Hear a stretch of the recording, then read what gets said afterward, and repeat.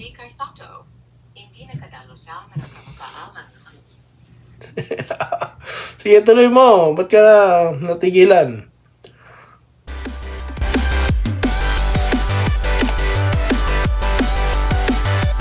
Yo, what's up mga ka-Doy TV Sports? Welcome back dito po sa ating malupitang channel. Alright, Doy TV Sports po lamang. Ang ating pong pag-uusapan nandyan na. Okay, Gilas, Australia.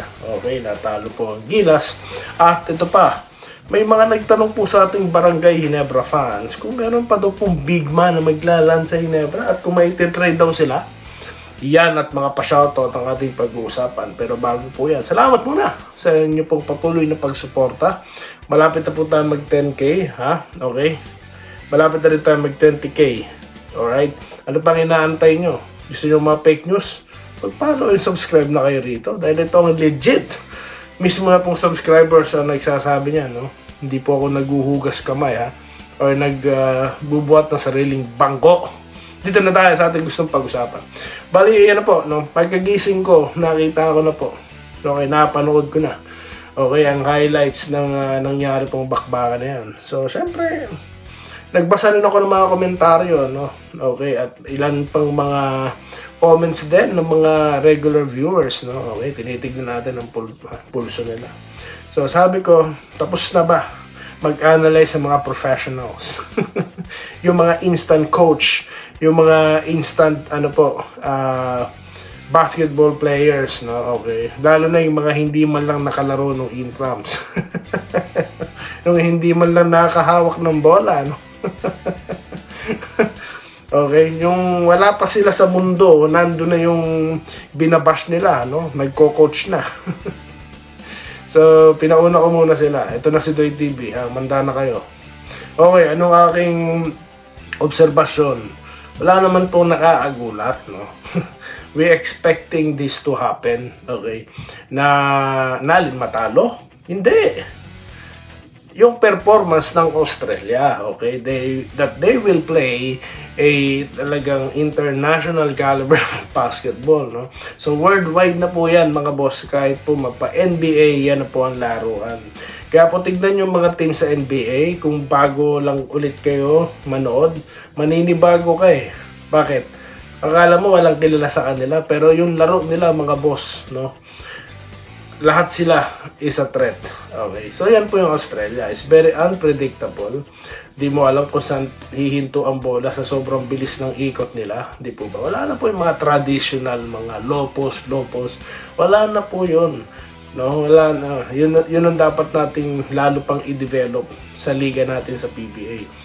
Okay? So, ganun lang yun. Siguro, ano ba nangyari? Okay, si Deliano, ang ating super rookies, Bokya po, ano? Okay, Junmar, kahit pa paano nakascore, no? Nakabawi po si Junmar dito, 2 points, no? Si Brownlee, ganun din sa scoring, no? Okay, nakabawi siya. Maganda po ang laruan ng first half, yung second half, ayan na, no? So, yan po yung magandang learning experience sa atin. Sino ang mga akma, mga players na pwede nating bitbitin dyan? May idea na ako, mga boss. Next content natin pag-uusapan mo. Okay.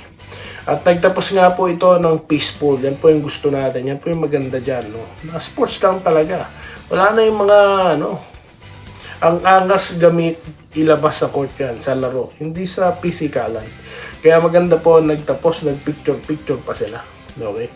Alright. So next content natin, pag-usapan natin paano may improve ito. No? May improve pa po tayo. Bakit?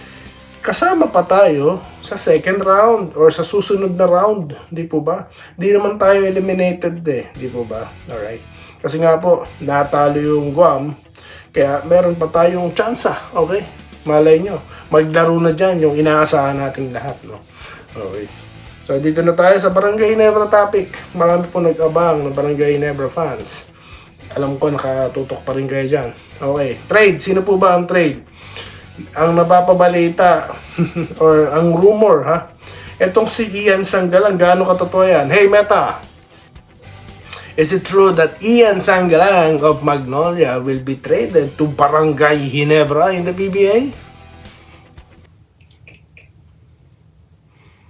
Ian Sanggalang, a star player for Magnolia, has been the subject of trade rumors involving Barangay Ginebra. However, He has denied these rumors, stating he plans to stay with Magnolia and is negotiating a contract extension. Where do you get this source? I get my information from data I'm trained on and internet searches. Which website are those? Can you give us? Some of the websites I used include ESPN, Philippine Daily Inquirer, and Spin.ph. O yan legit sources. So wala pong trade, no? Yung mga nagtatanong sa akin kung may trade daw kay Ian Sangalang at dito po kay... Yeah, stop na beta. Stop na. Okay na. Relax beta. Ayan na. Ano naman yung masipag po ito si Meta mag-collect ng information. Wala naman po ibang gumagawa na ito. Meron na po bang gumaya kay Doy TV? Wala pa, no? Wala, kasi di sila lalabas. Magtatago sila sa mga picture lang. No? Sa mga video lang. No? Okay? Alright, ako ito nakikita nyo. Meron ding ibang mga commenters dyan. No? Okay? So... anyways, so dito na tayo sa ating shoutout Okay, walang Ian Sangalang sa Hinebra Itigil nyo yung mga fake news Please be guided. Sabi ko nga po, minsan ko na sinagot yung tanong na yan, no? Ano ba, magtatambak kayo ng 6766?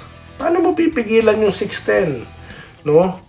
Okay, hindi porket hindi makascore si Junmar International, ganun din siya sa PBA. Hari nga siya sa PBA, 9-time MVP. Okay? Alright? So, nakita nyo na how you will stop Junmar Fajardo dyan sa PBA. Bilisan nyo laro nyo, gayahin nyo Australia, tapos ang usapan. Okay? Maghanap din po kayo ng Red Hot Chili Pepper sa team nyo At sa local scene, yan po si Brownlee. Okay, dito tayo mga pa-shoutout, mga boss. Dito na tayo sa ating nakaraang content na nagkaroon po ng 5,000 viewers, no? Kay Ma'am Irene Quiles, maraming salamat po ma'am. Nagbabalik sa ating comment section. Marcos Lerio, good afternoon. Sir Lawrence Craig, hello. Okay. Dito po tayo kay Sir Joseph Pineda, congrats. Parami na po kaming followers nyo sa YD o FB man. Hindi lang yan ang Twin Tower ng Hinebra. Soon idol, malay nyo, no?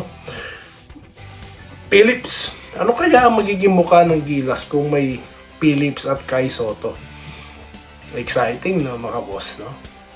Malay nyo, ako naisip-isip ko, it's time to retire JB, no? Ibalik na si Clarkson. At si Clarkson naman, mga boss, pwede na yan natin gawing mainstay. Hindi naman na siya halos nakapaglaro sa New York, Kaya naman siguro, alam ko may pondo na daw, balita ko may pondo na, no, ang sports natin. Di po ba? Bakit? Pag-usapan natin yan sa susunod na content na magandang topic yan. Minerva Nimba, good day Doy TV, whatever happens, Gilas pa rin ako. Good luck bukas against Australia. Natapos na pala itong comment nyo. Ariel Naviamos, Sir Doy TV, nakakascore naman talaga si Abay ko ibabad sa laro. Halimbawa, maka 10 points siya. Kaso lang yung kalaban makascore naman. Yung yan din po yung naisip ko, no? Gusto kasi na ibang pan, sige, painitin nyo parang diesel, no? Kailangan mo na mainit, no? Bago mo patakbuhin, bago mo paganahin. Tambak na po tayo nun. Noon, na po, traffic na po sa EDSA bago mapatakbo mo yung sasakyan. Hindi po kasi, sabi ko sa inyo, yan laro nga yan, international, pabilisan po, no? Tignan nyo po si Abay, pagka hawak ng bola, di ba nilalabas niya din? Although di ko alam yung full yung full scenario nun, pero pag-usapan po natin, exciting po yung aking suggestion sa susunod na content. Salamat po Sir Ariel. Wenceslao po nag-good PM, okay? Makakuha daw po ng matanggad. For sure naman yan, why not? Hawak mo ang first round pick. Overall ba yan? Tignan po natin ang lottery Alam ko, bobulahin pa yan Automatic bang tira-pirma na yan?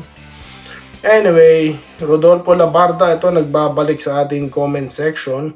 Eduardo Agustin, nagpapa-shoutout. Si Sir Gerald Castillo, shoutout sa iyo.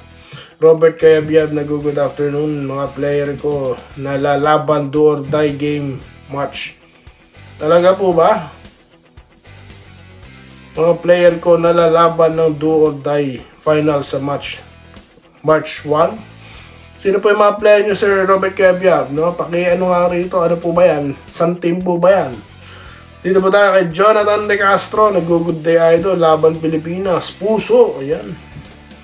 Sir Alejandro Johnson, ayan, si Sir, good evening, Doy TV, welcome, bagong kabarangay, kay Mark Carino, ayan.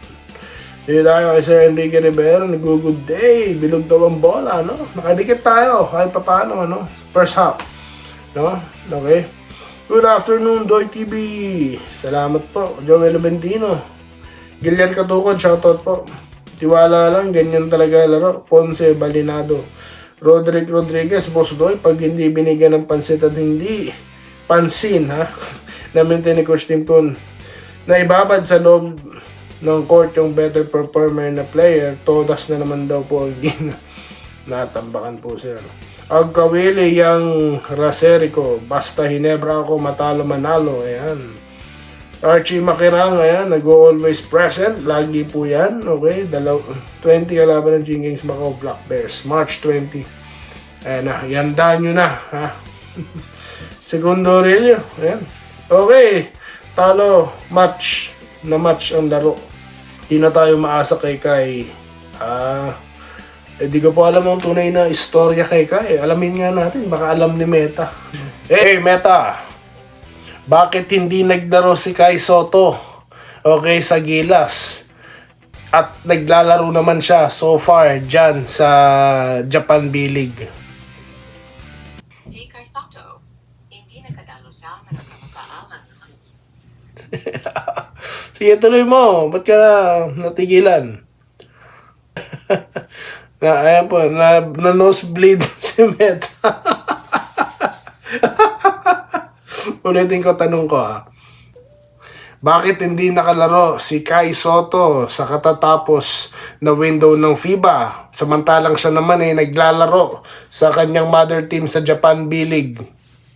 Si Kai Soto hindi nakadalo sa mga kamakalangang laban ng Gilas Pilipinas dahil sa pinsulang ACL na kanyang natamo no Enero 2025 habang naglalaro para sa Kushigaya Alpha sa Japan B League.